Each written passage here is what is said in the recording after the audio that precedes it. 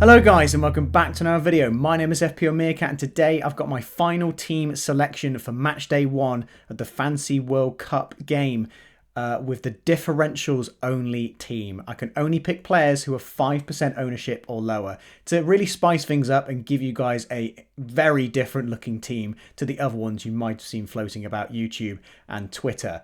I wanted to leave this video as close to the deadline as I possibly could. Still get out for you guys either Saturday evening or Sunday. I hope this goes out. It's currently Saturday afternoon here in England because I wanted to. There were players who still weren't in the game who I might want to do a select, and it gives the final percentage ownership for all the players to make sure that they all are under 5% owned and they can all fit into the team. So let's get straight into the team selection. So the team overall is 99.5 million. I have 0.5 million in the bank. I will explain why that is later on. It's actually quite difficult to try and spend all of your money when you can only pick differentials because, of course, all the premium players are highly owned, apart from one who I've managed to fit into my team, and we'll get onto that a little bit later.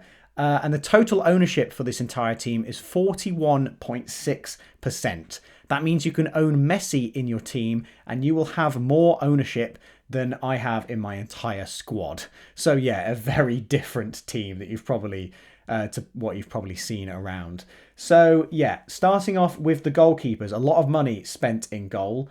Our first goalkeeper here is Szczesny, if I can spell his name. No, it's a Z, isn't it? Yeah, Szczesny here for Poland. And the second goalkeeper is Manuel Neuer, who has recently been added into the game. For some reason, he wasn't on the game. It was just Trapp was the only goalkeeper for Germany. But yeah, those are the two goalkeepers I have. I've had Mendy beforehand, but I've actually swapped him for Neuer because I could afford him for that really nice opening fixture against Japan. I'm really hoping that either him or Szczesny can keep a clean sheet in that first game. Szczesny will start because he has the first fixture. Here's a fixture before Neuer, sorry. 2.1% ownership for Szczesny. The fixture against Mexico. I hope he keeps a clean sheet in that. He's nailed on as well, which I definitely want to be paying for a nailed on goalkeeper. There's quite a few nice looking goalkeepers in the game, but a lot of them are possible rotation risks. But these are two that we know are going to start. Manuel Neuer, only 2% ownership. This is because he was only recently added. I'm sure if he started off from the game, he would at the start of the game, he wouldn't be below 5% ownership. So I've got quite lucky there, almost playing the system a bit. In defence, the only defender to keep his place from my initial team selection is Nuno Mendes. With that, he's actually gone down to 3.9% ownership. And the opening fixture against Ghana, I'm really hoping Portugal can get a clean sheet. It's a way into a very strong defence, and he really loves to bomb on and attack. He's a slight risk with Dalot potentially playing and Cancelo playing at left back, but I think Mendes is going to play that first game, and I really like him as a pick with that opening fixture against Ghana. I'm actually going to sort this by price. Actually, no. Let's go with next fixture. So all of these defenders are new into my team. The next one has just recently fallen below 5% ownership, is Jordi Alba with 4.9% ownership with that really nice fixture against Costa Rica. He is getting on a bit in age, but he gives me a route into that really strong Spanish defence. He's a fullback who doesn't really get up in attack as much as I'd like him to, but he's nailed and he does get assists from time to time, so I'm basically just hoping for that clean sheet from Alba, and he's a nice way to spend a bit of the budget. Next defender here, we've got Theo Hernandez, who I alluded to in my previous video. But he wasn't yet added into the game. He now has been, but he's still below 5% ownership, which is really nice. He's a super attacking fullback for France. There's a chance he doesn't play, but I mean, I've seen a lot of things about him possibly being rotated, but I honestly don't know who he'd be rotated for. Potentially his brother, Lucas Hernandez. I think they're brothers. But I think he's relatively good to start in that first opening fixture for France against Australia, as Digne wasn't actually selected in the France squad. There's only two potential left backs in that France team, and I believe Pavard is the only is the only right back as well. So I think those left and right back positions are relatively nailed for that France side. As you can probably see here, I'm going to be picking a lot of fullbacks on the opposite side of a popular fullback. So I've picked Hernandez instead of Pavard, who's probably a bit more nailed on. I've picked Mendes instead of Cancelo, which a lot of people have. I also had Blind at one point instead of Dumfries. So yeah, I'm basically just picking the other fullback in the hopes that they are the one that gets the returns. The next defender here in the team is Acuna. I initially had Molina, who was the other side, but the recent rule clarification that we've had is that you can actually make transfers in the middle of a game week, in the middle of a match day, as long as your player hasn't played yet and you bring in a player who hasn't played yet, you can get the points for the new player. So I'm going to be picking a lot more rotation risk players who have a lot of potential. So Acuna is a very cheap way into the Argentina defence. He's actually tipped to start ahead of Tagliafico on the left-back spot, even though he's lower owned. Really nice fixture against Saudi Arabia.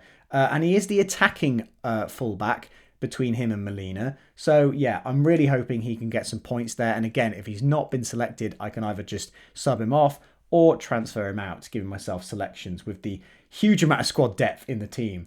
And the last defender here is Christensen, who I was supposed to have in my previous team, but I actually selected the wrong Christensen. I picked Andreas Christensen, who is also going to start for Denmark, but he's the centre-back. And I wanted the super high attacking Christensen, who hasn't really set the world alight for Leeds, but I think he has got a goal for them in the Premier League.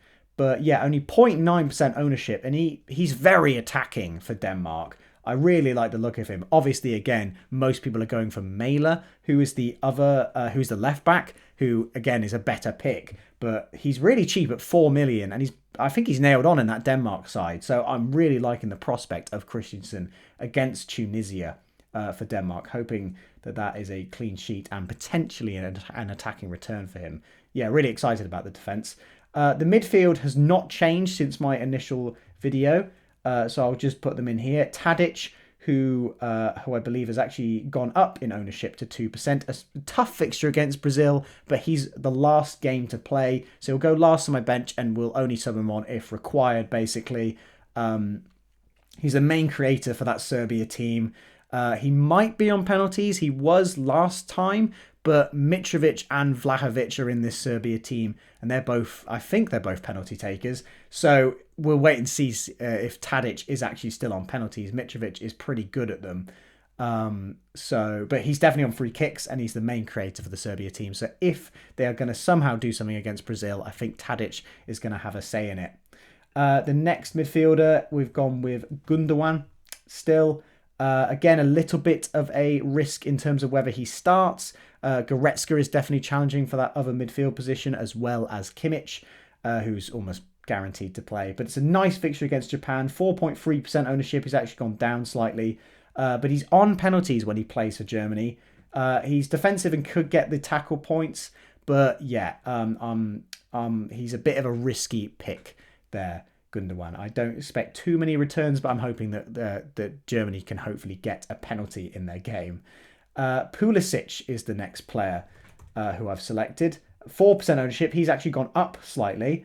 He's the main man for the US. If the US are going to get anything from this tournament, it's going to be hopefully through Pulisic. Yeah, he can definitely step it up on the international stage. He's usually the main provider for the US's attack.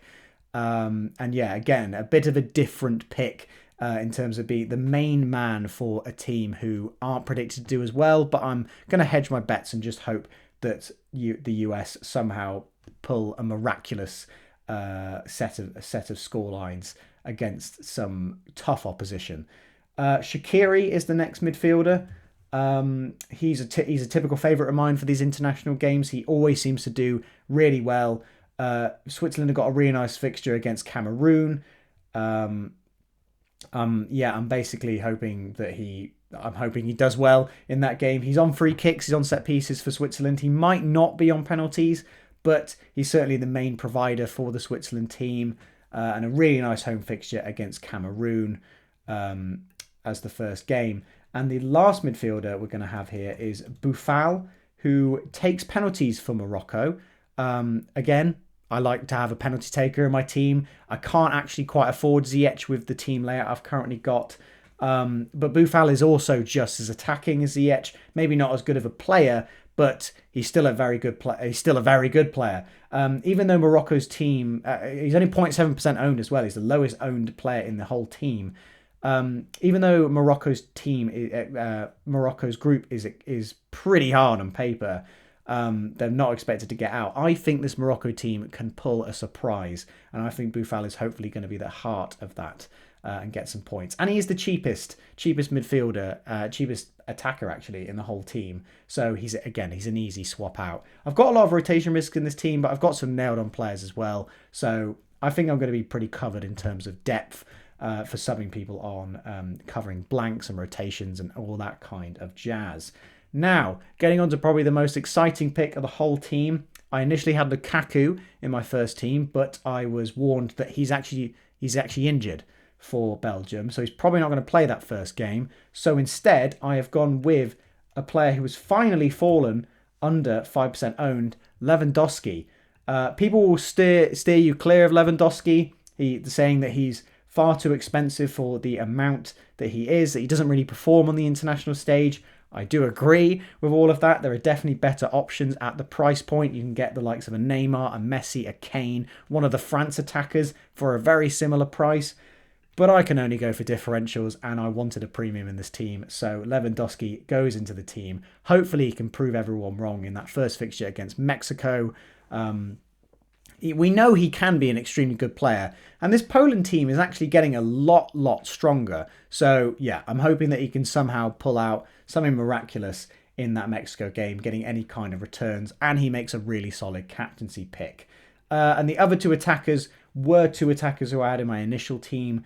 I'm going with Son Heung-min at 1.8% ownership and Gareth Bale at also, I believe, 1.8% ownership. Now, these are two players who are very similar, to be honest, so I could cover them in one, I'm pretty sure. They've both got, Son has got that Uruguay fixture, which is quite tough on paper, but he is just the main provider for Korea. If South Korea are going to do well, it will be through Son. It will be through his excellence. He's on penalties, he's on free kicks, he's on everything for that Korea team, and he's absolutely nailed to play. So he's safe points no matter what in this team. So yeah, I'm basically hoping that they can somehow pull something out against Uruguay, even though it's a pretty tough fixture on paper. And Bale against the US, a bit of a nicer fixture. I've obviously got two attackers here playing against each other, Bale and Pulisic, so I'm hoping it's a bit of a goal fest. But Bale has definitely proven he can do it on the international stage. And he's still got it. He's playing incredibly well in the MLS too. So yeah, I'm excited to have him in the team. A lot of main providers here from some of the lower teams in attack. But yeah, that is how the team is looking in terms of playing.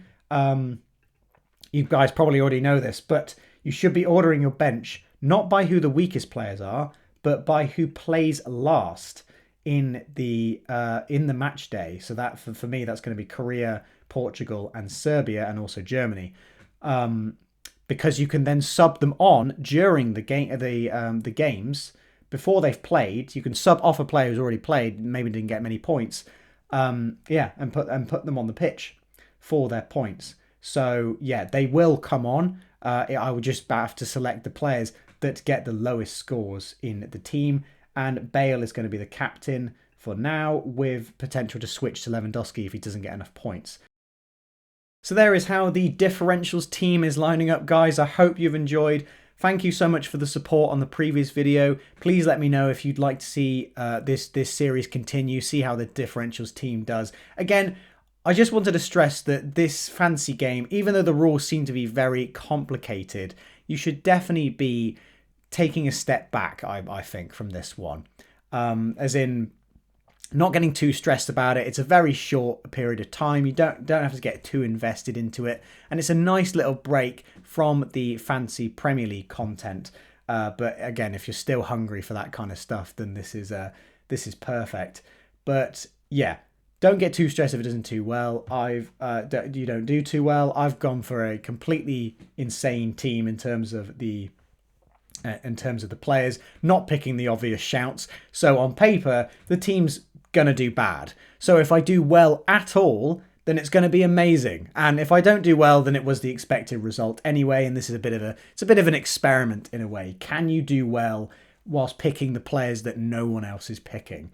But yeah, I will see you guys again for the review of how this team does after match day 1. It's going to be quite quick fire because obviously the match day ends on Thursday, I believe, and then it starts again immediately on Friday. So I'm going to probably have to record that video a bit earlier before it's all finished. But yeah, super exciting, guys. I hope you all do well in this World Cup game. Who are your differentials? Are you watching this video just to see the content? Have you not even made a team yourself? Let me know in the comments if that's the case, because I've done that for a lot of the international games previously. But this year I thought I'd give it a go, make some content, make something a bit different for you guys. And I'll see you guys in the next FWC video.